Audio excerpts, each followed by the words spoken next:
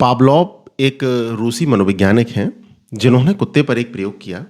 उन्होंने कुत्ते की लार ग्रंथि का ऑपरेशन कर उस ग्रंथि को एक नली के माध्यम से एक पात्र में जोड़ दिया।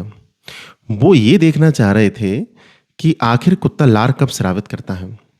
शुरुआत में जब वो भोजन लाते थे तो कुत्ता लार स्रावित करता था और भोजन के प्रति लार स्रावित करना एक स्वाभाविक प्रतिक्रिया भी है, क्योंकि भोजन उसकी भूख को संतुष्ट करने वाला है। तो भूख को संतुष्ट करने वाले साधन के प्रति लालायत होना, जिसके पश्चात लार निकलती है, एक स्वाभाविक प्रतिक्रिया है ये। लेकिन उन्होंने अपने प्रयोग में कुछ अलग किया। जब वो भोजन लाया करते थे तो उसके पूर्व एक घंटी की ध्वनि निकालते थे। घंटी की ध्वनि के बाद भोजन लाया जाता था। तो शुरुआत में तो कुत्ता भोजन आने के बाद ही लार स्रावित किया करता था, लेकिन कुत्ते को इस समझ में आ गया कि जैसे ही घंटी की आवाज आती है और साथ में भोजन आता है, अब कुत्ता घंटी की आवाज से ही लार स्रावित करने लगा। एक स्थिति बाद पावलोव ने भोजन लाना बंद कर दिया, केवल घंटी की ध्वनि निकालते थे और कुत्ता लार स्रावित करने लगता था। उन्होंने अपने प्रयोग में ये बात सिद्ध करी कि हम कई बार जो अप्राकृतिक उद्दीपक हैं उनके प्रति भी प्राकृतिक प्रतिक्रिया देते हैं। यहां पर घंटी अप्राकृतिक उद्दीपक है, क्योंकि घंटी हमारी भूख शांत नहीं करने वाली है।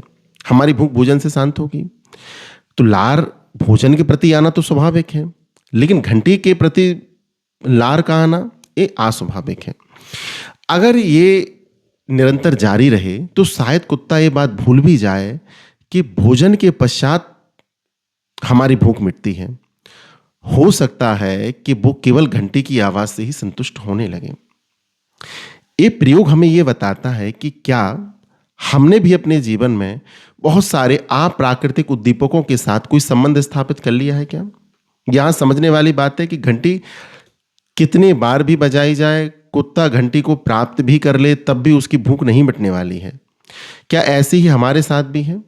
हम बहुत सारे ऐसे अप्राकृतिक उद्दीपकों के साथ प्रतिक्रिया देते हैं जिनसे हमें संतुष्टि होने वाली नहीं है। क्या इस बात का हमें एहसास भी है कि हमने अपने अप्राकृतिक उद्दीपकों के साथ कितने संबंध स्थापित कर लिए हैं? मैंने जब अपने जीवन में थोड़े से अनुभव को ध्यान से देखा तो ये समझा कि हाँ, ये बात तो सच है। अभी हाल ही में मैं जिस विद्यालय में अभी पदस्थ हूं, वहां पर एक कमरा पूर्णतः बंद रहता था। कमरा बंद रहता था, वहां पे लाइट भी नहीं जलाई जाती थी और उस कमरे के पीछे एक खाली मैदान था जहां पर झाड़ियां वगैरह थी और उसके थोड़ा सा और पीछे पहाड़ी थी। तो बच्चे जो कि वो वहीं के स्थानीय बच्चे हैं, तो विद्यालय के पीछे तो अंधेरा ही रहता था हमेशा, वहां पे तो कोई बल्ब जलाने वाला है नहीं। कमरे में भी जो वो बंद कमरा था वहां भी अंधेरा रहता था। जब मैं विद्यालय गया तो मैंने वो कमरा खुलवाया तो बच्चों ने कहा कि सर ये कमरा मत खुलवाएं क्योंकि यहाँ पर भूत हो सकता है। उन्होंने देखे भी हैं, उनको ऐसे अनुभव हुए कि यहाँ पर भूत हैं। लेकिन मैंने वो दरवाजा खुलवाया, सफाई करवाई और वहां पर लाइट लगवाई और विद्यालय के पीछे जो खाली मैदान था वहां पर भी लाइट लगवा दी। धीरे धीरे अब बच्चे वहां खेलने लगे हैं, पीछे मैदान में भी खेलते हैं। अब वो जो भूत का भय है वो खत्म हो गया। तो मैंने इस बात से ये जाना कि वास्तविकता में जो अंधेरा था उसने बच्चों को उद्दीपित करके भूत का एहसास दिलाया हुआ था और बच्चे ये बात भूल चुके थे कि यहाँ पर भूत नहीं है, सिर्फ अंधेरा है। क्योंकि अंधेरा और भूत सहचर होते हैं, एक साथ ही आते हैं। आपने अपनी मूवी जो नाटकों में भी देखा होगा कि भूत आता है उसके पहले अंधेरा कर देता है। बात यह है कि भूत को हम देख नहीं सकते। भूत एक ऐसी शक्ति है, हमारे अनुसार ऐसा हमारे मन में धारणा बना दी गई है कि भूत एक ऐसी शक्ति है जो दिखती नहीं है। अगर दिख जाए तो फिर भूत नहीं है वो, और अंधेरे में भी हमें कुछ नहीं दिखता है।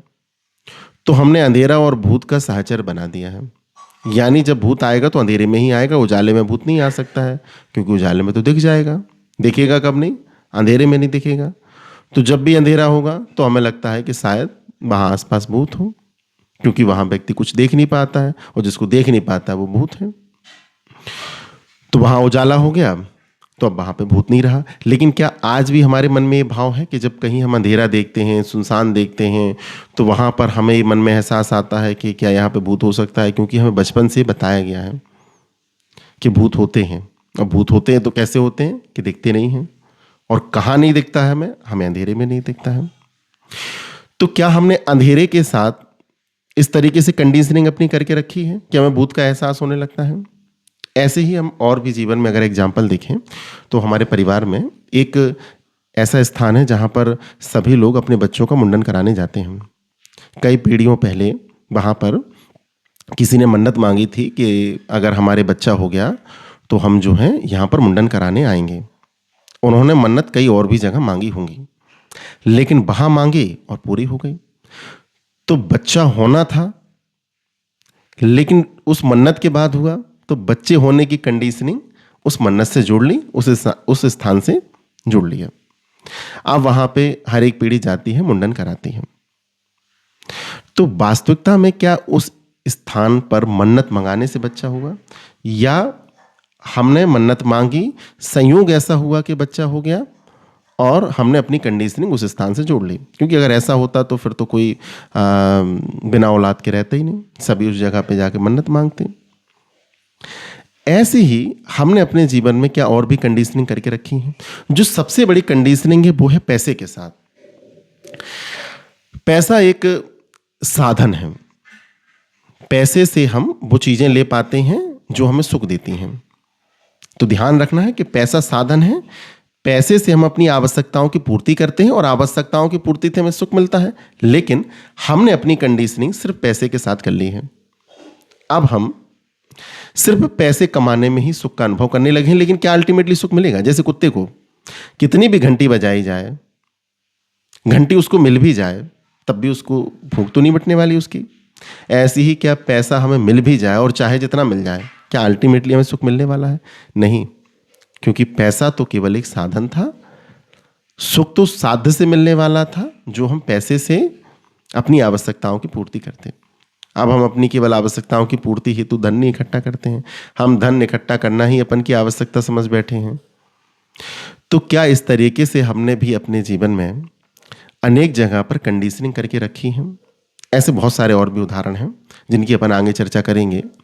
इसके बाद हम चर्चा करने वाले हैं धर्म, अर्थ, काम और मोक्ष पर, और ये बड़ा व्यापक टॉपिक रहेगा, इसलिए इस वीडियो में इतना ही। और इस वीडियो में आपको बताने का उद्देश्य बस इतना था कि आप ये समझें कि क्या आपने बहुत सारे अप्राकृतिक चीज़ों के साथ इस तरीके से प्राकृतिक कंडीशनिंग करके रखी है कि आप प्राकृतिक रिएक्शन देते हैं, और करके रखी है तो एक बार ऑब्जर्व करें, ध्यान दें, क्योंकि ये आपके सुख में बाधक हो सकती है। धन्यवाद।